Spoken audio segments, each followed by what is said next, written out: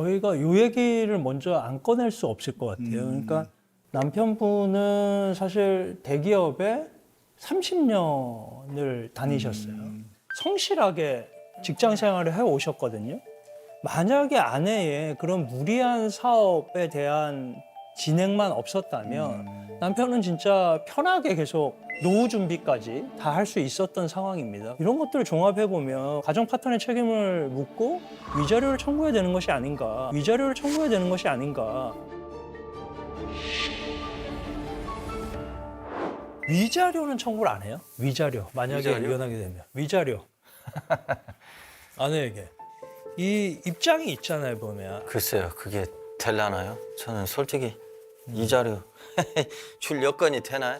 안 되거든요. 그 여건이 뭐 본인이 여건이 되지 않는다? 여건이 되지 않죠. 그냥 그래도 저는 위자료 청구를 한번 얘기해 볼 필요는 있을 것 같아요.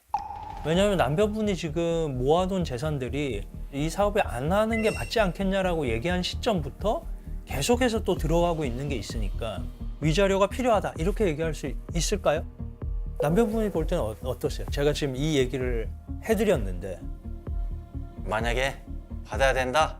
위자료는 돈 이상은 받아야 되지 않나? 솔직히 받으려면은 그 정도 이상은 받아야 그래야 제가 어디 방이라도 얻을 거 아니에요. 남편의 요구사항을 제가 알 수 있을까요? 아, 어떤 요구사항이에요?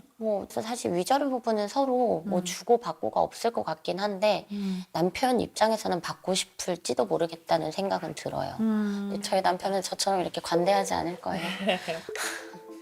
자기가 들여놓은 돈은 다 달라라고 네. 하지 않을까라는 생각도 들어서. 맨날 그렇잖아요. 내가 너한테 꼬라박은 게 5억인데 10분의 1은 내놔야 되는 거 아니야? 그런 얘기를 평소에도 자주 했으니까요. 네. 지금 남편분이 퇴직금부터 해서 뭐 중간 정산한 퇴직금도 그렇고 다 사실 사업 자금으로 다 쓰게 됐어요, 보면. 그게 무려 한 5억 이상이 될 것으로 그냥 어림잡아서 그 정도 될 것으로 보입니다.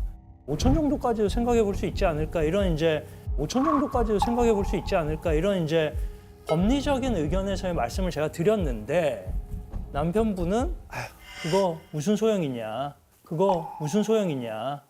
필요 없다. 그런 거 내가 뭐 아내한테 청구하고 이럴 마음이 전혀 없다. 사실 이렇게 말씀을 하셨어요. 그래서 이 정도로 남편은 뭐 아내에 대해서 책임을 묻는다거나 이런 마음을 가지지 않는 그런 네. 사실 약간 아낌없이 죽는 나무 같은 그런 마음이셨습니다. 네. 저희도 이제 우리 아내분이 남편분도 잘못한 것이 일부 있으시고 저희도 잘못한 게 있기 때문에 서로 위자료 주고받는 것 없이 정리를 했으면 좋겠다는 입장이고요. 대신에 이제 아이들은 남편분이 키우는 것으로 이제 합의가 되셨다고 해요. 아니 그럼 만약에 우리 정태현 씨는 직접 양육하실 계획은 있으신 거죠?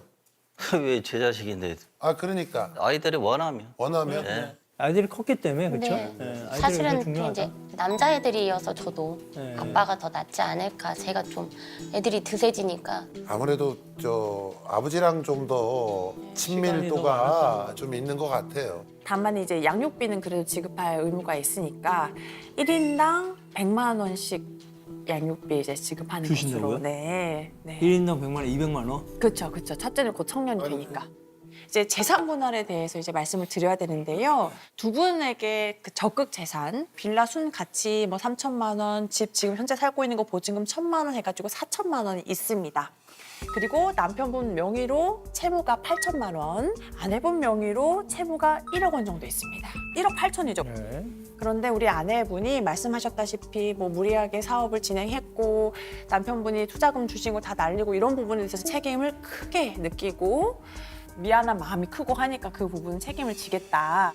적극 재산 이 4천만 원 상당은 남편분께 전부 다 드리고 그리고 지금 현재 아내분 앞으로 되어 있는 채무 그리고 남편분 앞으로 되어 있는 채무까지도 아내분이 채무를 다 상환하도록 하겠다. 8천, 1억 8천? 네. 1억 8천 채무 다 책임지고 네. 4천만 원 재산 다 드리겠다. 네, 그렇죠. 그래서 아이들과 함께 지내야 되니까 그래서 다 드리겠다고 말씀드린 거고요. 그런 금전적인 부분을 생각했을 때 기존에 살고 있는 집에서 아이들이 그냥 아빠하고 같이 살고 저야 뭐 원룸을 얻든 뭐 어떻게 지내든 상관이 없으니까 뭐 지금 능력치로 따지면 제가 더 많이 벌 수도 있는 상황이니까 그래서 당연히 저는 빚은 제가 진 거라고 생각을 하고 제가 상환을 하려고 했던 거예요. 돈만 나오겠다는 건데 네. 어떻게 사시려고? 어떻게 사시려고 그래요? 재고가 상당히 많이 있습니다. 화장품 재고 네, 얘기하는 화장품 거죠? 재고가. 팔려고 하는. 맞아요. 네. 그래서 이제 우리 아내분이 남은 재고를 무슨 수를 써서든지 판매를 팔겠다. 하면 알아서 그걸로 그걸로. 열심히 채무 갚고 양육비 지급하고 이렇게 하겠다. 지금 재고가 얼마너치가 좀 있는 거죠? 2억 2억 정도. 네. 야, 그래서 어떻게 해서든 열심히 팔아서 책임을 져보겠다는 입장입니다. 근데 사실 남편분은 그냥 채무 명의대로는 해야 되지 않겠냐. 아니 근데 지금 저기 아내분이 재산하고 뭐 채무까지 본인이 다 책임지겠다라고 그러는데 표정이 왜 이렇게 안 좋으세요? 네? 다 하겠다는데 미안해서. 네? 어이구야. 어이구야. 약간 울컥하셨구나. 그렇게 생각을 사실은 안 하셨던 것 같아요. 예. 살아갈수록만 작아지고 기댈수록 마음은 커지나 봐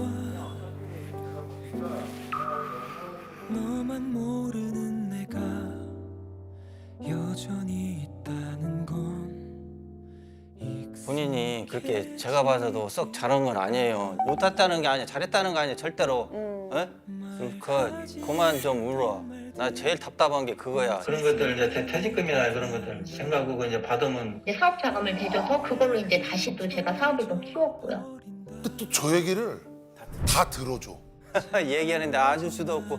담아서 다시 전하고 싶어 이제는 날 자기가 잘못했으니까 책임지겠다.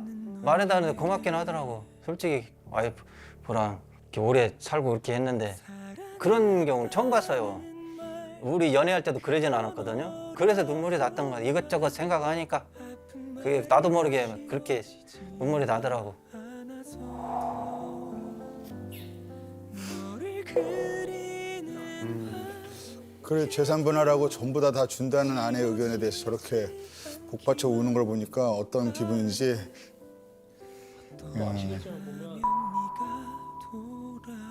우리 정태한 씨께서 욕을 좀 많이 하시고 하시는데 그래도 아내가 뭘 해달라고 그러면 다 해주셨어. 다 해주세요. 다 해주시고 그다음에 뭐 아직도 나는 이쁠 때가 있다. 그러니까 우리 아내분에 대한 마음은 또 굉장히 크신 것 같아요. 그래서 지금 약간 울컥하시는 게 또 아내분이 뭐 내가 다 주고 빚도 내가 책임지겠다라고 하고 이러시니까 약간 마음이 슬픈 그런 느낌인 것 같아 지금. 예. 아니 그 저 남편이 이렇게 우는 거 본 적 있어요? 잘 울어요. 아 잘 울어요? 잘 울어요. 아 잘 울어요? 잘 우는데 난 또 처음 본 줄 알고 물어봤더니 예 네, 알겠습니다. 잘 울어요. 알겠습니다. 감정이 격해지면. 네. 저희만 감동을 조금 네, 받았나 네. 봅니다. 저희가 감동받은 포인트랑은 전혀 다른. 전혀 다른데. 네. 진행하시죠. 네. 네. 재산 분할을 한다라고 한다면 그러면 남편분도 본인 명의의 채무나 이런 것들은 본인이 책임지겠다. 예. 결혼 생활을 1, 2년 한 것도 아니고 20년 이상을 했으니 그 결혼 생활에서 생긴 것들은 같이 책임지겠다 이런 말씀이세요. 빚 같은 경우에는 남편은 무조건 나는 안 갚을 거야. 네 빚이잖아 라고 할 줄 알았거든요. 근데 자기 채무는 자기가 뭐 책임을 지겠다라고 할 때 사실 남편 월급으로는 책임질 수 없는 채무예요. 그래서 좀 놀라기는 했죠. 네, 사실 네. 뭐 저희 입장에서는 말씀 주신 안이 저희가 제안드린 것보다 더 좋은 안이기 때문에 그러면 남은 4천만 원은 뭐 남편한테 드리는 걸로 뭐 해가지고. 네네네. 네. 그거 충분한 것 같습니다. 네, 저는. 네, 네네네.